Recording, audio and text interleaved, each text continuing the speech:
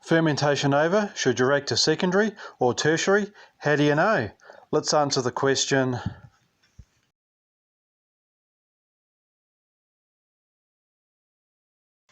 The process of fermentation from a non-brewer or a new to the hobby brewer's point of view can seem like an enigma wrapped in a riddle. Shrouded in mystery and surrounded in myth and legend, it can sound to the non-initiated like pulling a sword from a stone. But nothing could be further from the truth. Firstly, let's explore exactly what fermentation is and how it all works. According to Wikipedia, fermentation is a metabolic process that produces chemical changes in organic substrates through the action of enzymes.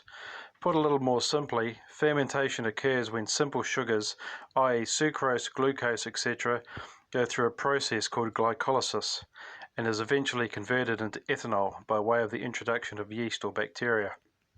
There are generally two types of fermentation: ethanol fermentation, which is a type of fermentation we want here, and lactic acid fermentation. Ethanol fermentation, as explained prior, occurs when a glucose molecule breaks down into two separate molecules called pyruvates molecules as waste products. The pyruvates break down into two acetaldehyde molecules and two carbon dioxide molecules. Acetaldehyde is then converted into ethanol. Lactic acid fermentation, on the other hand, is a lot more rudimentary in nature. It occurs in animal muscles when they require more energy than the blood can deliver. It can also be found in some bacteria, such as lactobacilli and fungus. It's the bacteria that turns lactic into lactic acid in yogurt, which gives it its sour flavour. These lactic acid bacteria can perform homolactic fermentation, which produces primarily lactic acid, or homolactic fermentation, which produces ethanol and carbon dioxide from some lactate. Is your brain hurting yet? If so, you may be wondering how this all fits into primary and secondary fermentation, etc. The most vigorous stage of fermentation usually happens in the first 3 to 4 days.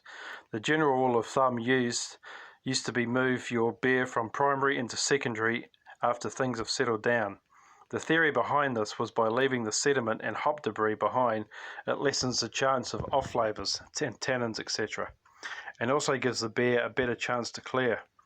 Brewers who want to keep their beer in the fermenter for longer utilise a secondary fermentation, which separates the beer from the sediment after the majority of the flocculation, or the yeast dropping out, has happened.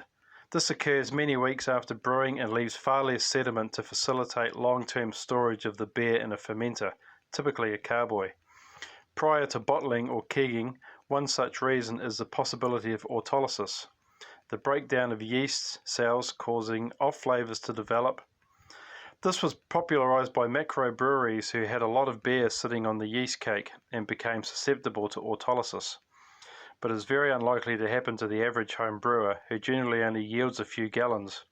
Secondary fermentation is also chosen when adding fruits or spices to the beer. Transferring it into a carboy or another fermenter is a good way to extract as much flavour as possible. The biggest issue with employing a secondary fermentation in home brewing is that every time you transfer the beer, you're taking a chance. The first and most serious danger is oxidation. Splashing and exposing your beer to oxygen are both part of the siphoning process. Even a modest amount of oxygen can compromise your beer's long-term stability. Contamination is the second danger. Even if you follow appropriate sanitation procedures, there is always a possibility of contamination.